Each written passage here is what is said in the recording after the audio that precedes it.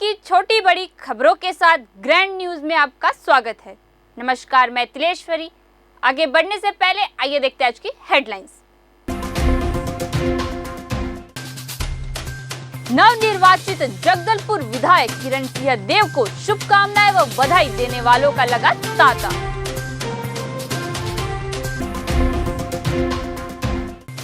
भारतीय सेना की बहादुरी, त्याग व समर्पण के सम्मान में सशस्त्र सेना झंडा दिवस मनाया गया।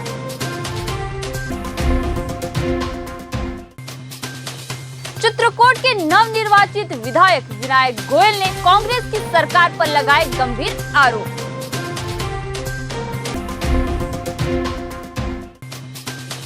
स्वच्छता दीदी के साथ कलेक्टर ने SLRM व स्वच्छता मिशन से संबंधित की परिचर्चा।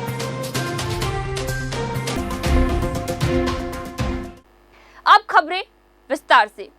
नवनिर्वाचित जगदलपुर विधानसभा के विधायक किरण सिंह देव को शुभकामनाएं व बधाई देने लोगों का उनके निवास पर तांता लगा हुआ है। हर कोई उन्हें व्यक्तिगत तौर पर भेंट कर बधाई देने के लिए आतुर नजर आता है। पिछले 2 दिनों से लगातार उनके निवास स्थान पर बधाई देने वालों का तांता लगा हुआ है। बहरहाल विधायक से बधाई देने वालों में उनके विरोधी भी अपनापन दर्शाने पुष्प गुच्छ लेकर बधाई देने पहुंच रहे हैं। कहावत है, उगते सूर्य को सभी नमस्कार करते हैं। यह बात यहाँ जाहिर होती नजर आ रही है। टिकट वितरण के दौरान जिन लोगों ने किरण देव को टिकट दिए जाने पर नाराजगी जाहिर की थी, अब उनसे नजदीकियां बढ़ाने में लगे हैं।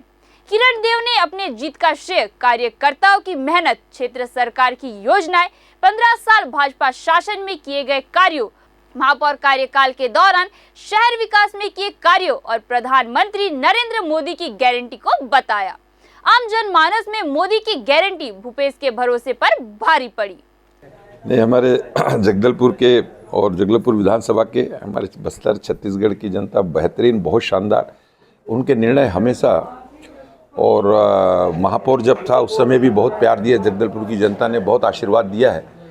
और उसी तरीके से जब विधानसभा चुनाव की बारी आई इस वर्ष, अभी वर्तमान में, तब भी वैसा ही प्यार, वैसा ही स्नेह, वैसा ही आशीर्वाद हमारे जगदलपुर विधानसभा के सभी मतदाता, हमारे जो भाई हैं, बहन हैं, हमारे वरिष्ठ हैं, युवा साथियों ने बहुत ही प्यार दिया है, बहुत ही विश्वास व्यक्त किया है।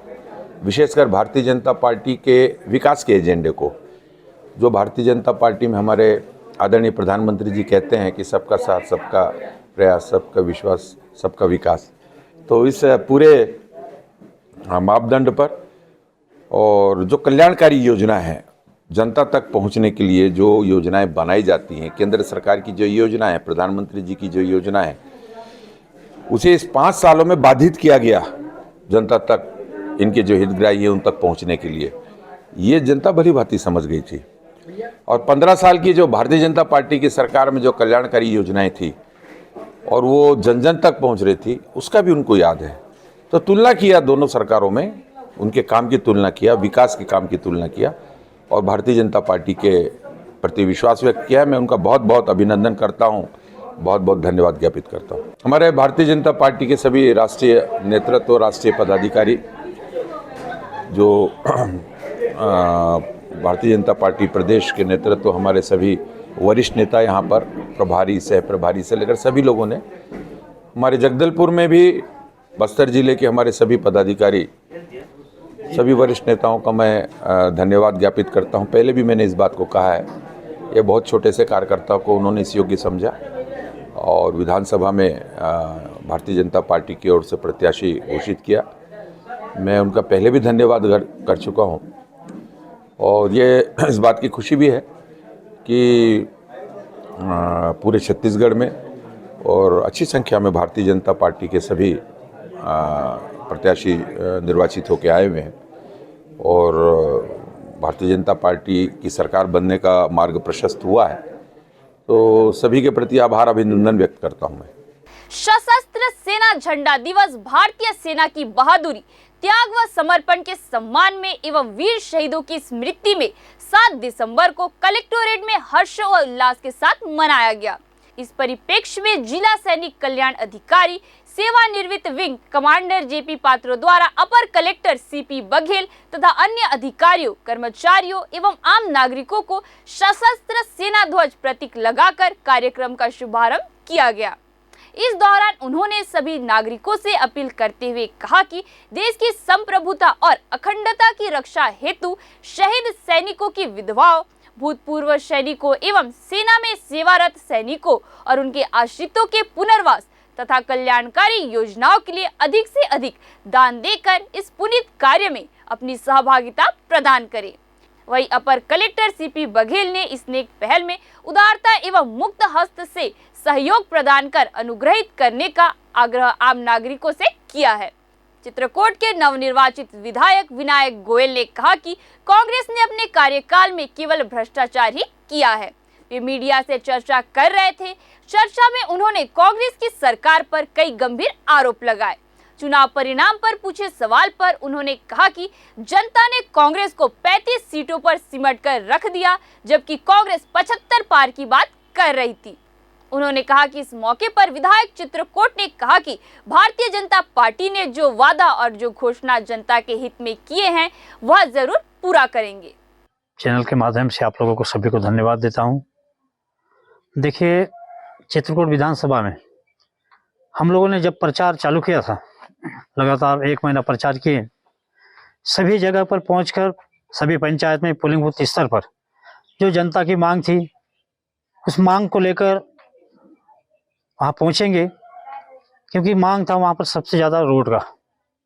रोड हो, पुलिया हो, आपका चेक डैम हो, प्रधानमंत्री आवास का हो, ये सारी मांग जनता के बीच में जनता ने हमें मांगा कि हमारा एक काम होना चाहिए। आने वाले सभी विधायक ऐसे बोलते हैं। मैं उनको कहा कि हमारी सरकार जैसे बनेगी, जो भी मांग है आपका निश्चित तौर पर काम होगा, चाहे रोड का हो, लाइट का हो, चाहे आपका नलकूप खनन का हो।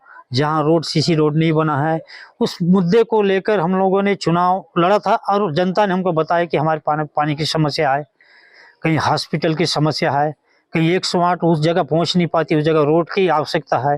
ये मुद्दे को लेकर हम लोगों ने 5 साल तक ये पूरा सेवा का मौका मिला है। सरकार भी बना। आने वाला समय में भारतीय जनता पार्टी के केंद्र की सरकार भी बनेगी, तो डबल इंजन की सरकार बनेगी, तो हमारा जो काम है डबल काम होगा, क्योंकि रोड का जाल बिछा देंगे चित्रकूट विधानसभा में। कांग्रेस सरकार 5 साल थी, उससे पहले यहाँ के पीसीसी अध्यक्ष, यहाँ के विधायक थे पूर्व में। ये 10 साल में जो विकास रुक चुका है, तो हमारे लिए दुखद घटना है कि चित्रकूट विधानसभा में एक भी विकास के नाम से काम नहीं हुआ। उस समय दीपक भाई बोल रहा था कि मेरा शासन नहीं, बीजेपी का शासन है, जब विधायक थे। कहीं बिनता के नीचे रोड बनाने का बहाना बनाकर फावड़ा को, कुल्हाड़ी को लेकर वहां जाके जंगल काटना, मिट्टी को खींचना। मगर उनका 5 साल एक शासन था उनका, तो उस समय क्यों रोड नहीं बना?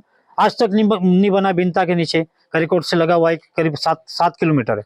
वहां दिखावा के लिए बोला कि लोगों को कि नहीं हमारा सरकार नहीं है, सरकार ने पैसा नहीं दिया। मगर 5 साल इनका सरकार था, पीसीसी अध्यक्ष थे, सांसद थे, मैं उनको वहां रोड बनाना था। मगर भारतीय जनता पार्टी का सरकार ऐसा नहीं है। आने वाला समय में आप लोगों को दिख जाएगा, जैसे शपथ ग्रहण होगा, सरकार के पहले बजट की बैठक होगी, तत्काल सिक्योरिटी करा के जहाँ जहाँ रोड की है, जो जो समस्या है हम लोगों ने जनता के बीच जाके सुने हैं या जनता ने बोला है, उसको निभाने के लिए हम लोग प्रयास करेंगे। क्योंकि आने वाला समय में उस गांव में जाकर हम बोल सकते हैं कि आपके पंचायत में रोड बनाया, आपके पंचायत में पुलिया बनाया, आपके पंचायत में पानी की व्यवस्था करवाया। देखिए, मुख्यमंत्री के रूप में संगठन जो तय करेगी, संगठन की मान्य सर्वमान्य होगा। क्योंकि हम लोग एक पहली बार मेरा विधायक है, और साथ साथ में जो संगठन भारतीय जनता पार्टी की केंद्र की योजना, केंद्र की सरकार, राज्य की सरकार तय करेगी, अभी तो मैं उसके विषय में बोल नहीं सकता। जो तय करेगी वही तय है।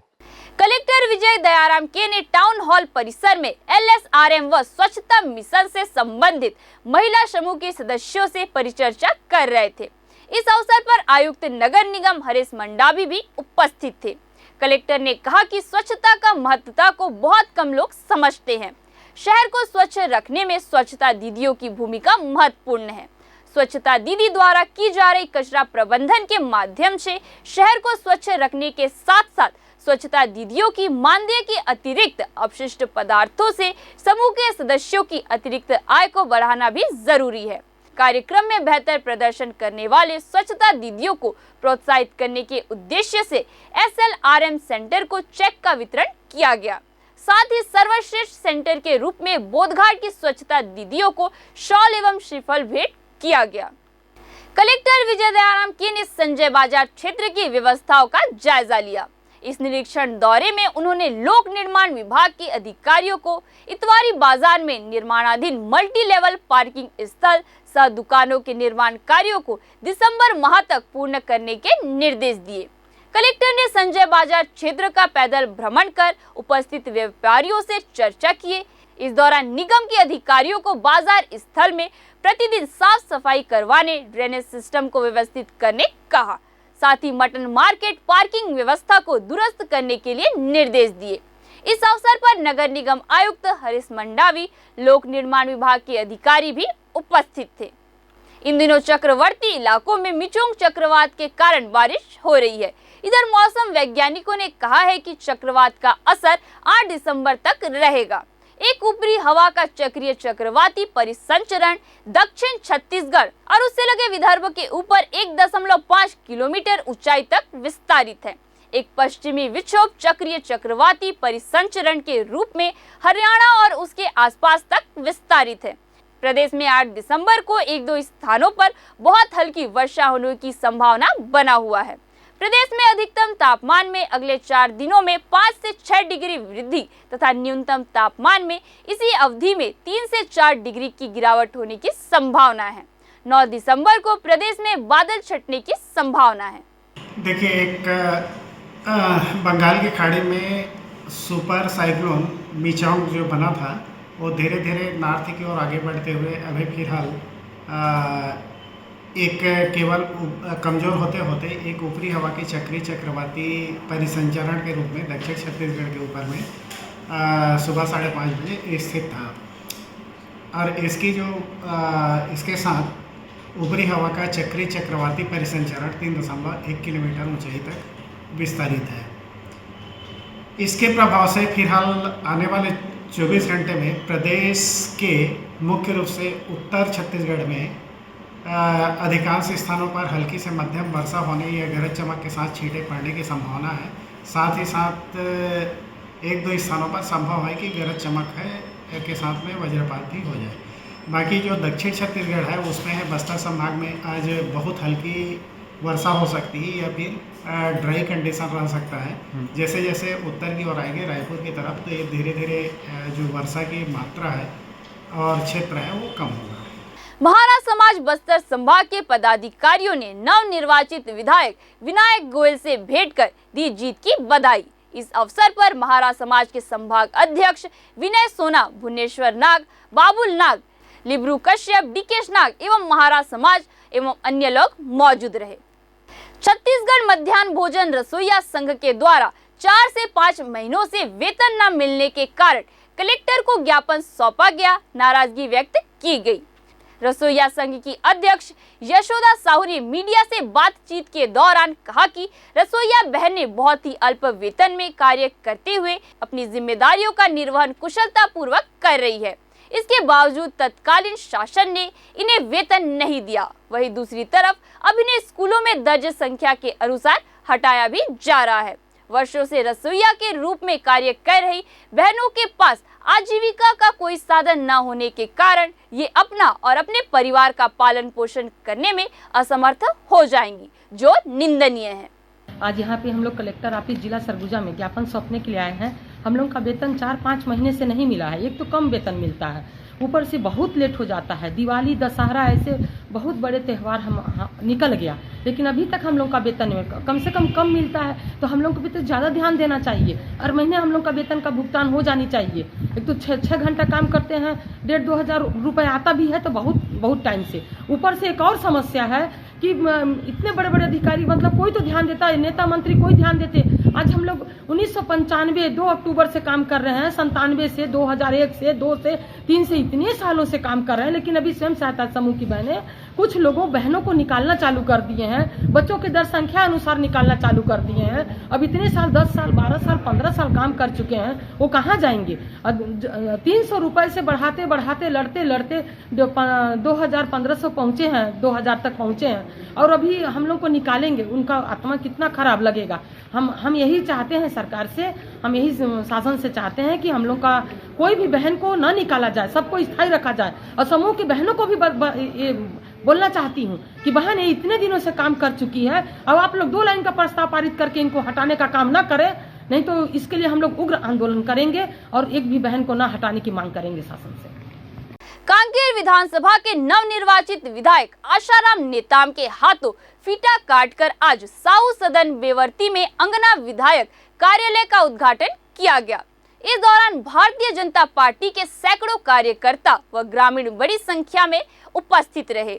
इस दौरान विधायक आशाराम नेताम ने जनता का आभार व्यक्त किया और मीडिया से खास बातचीत करते हुए उन्होंने कहा कि अंगना विधायक कार्यालय खोलने का मुख्य कारण यह है कि आम जनता की समस्या जो भी है वे यहाँ सीधे पहुंचकर अपनी समस्या से अवगत कराएंगे, जिनके समस्या का भी हल जल्द से जल्द किया जाएगा।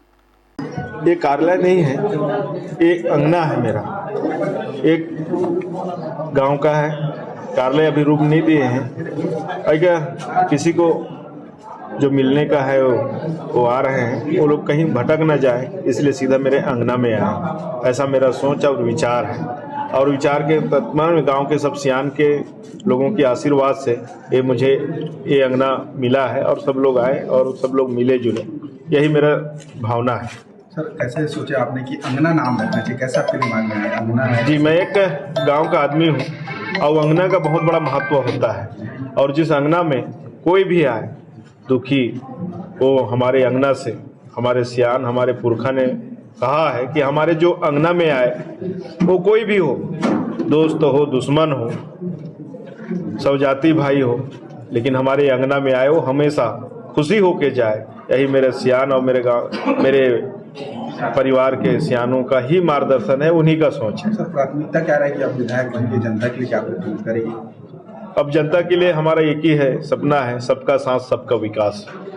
हर आदमी का आशा को सोचे हैं तो उनके हमेशा विश्वास होगा, और उस क्षेत्र का काम हो, गांव को जोड़ना, समाज को जोड़ना, गांव का विकास कैसा हो, युवा भाइयों का कैसा विकास हो, किसान का कैसा आय डबल हो।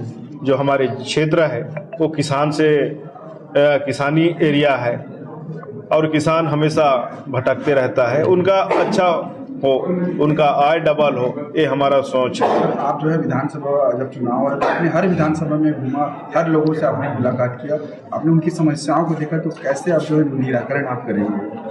हर आदमी का मैंने देखा हूँ, सोचा हूँ, क्योंकि मैं एक गांव का हूँ और एक किसान घर का हूँ, और किसान का तकलीफ और गांव का तकलीफ कैसा होता है मैं सब महसूस करता हूं। और मैं हमेशा प्रयास रहेगा कि मैं उन हर आदमी के पास मैं गया हूं, उनके पास जाऊं, उनके सुख दुख को पूछूं, और उनके दुख में मैं सम्मिलित हूं, सुख में कभी नहीं। ऐसा मेरा विचार है, और मैं हमेशा मैं चुनाव के दौरान किया हूं, गांव के सभा में मैं बोला हूं, मैं आपके बीच में सेवक बनकर खड़ा रहूंगा, नेता नहीं, और इस बात पर मैं हमेशा कायम रहूंगा, ये मेरा सोच है।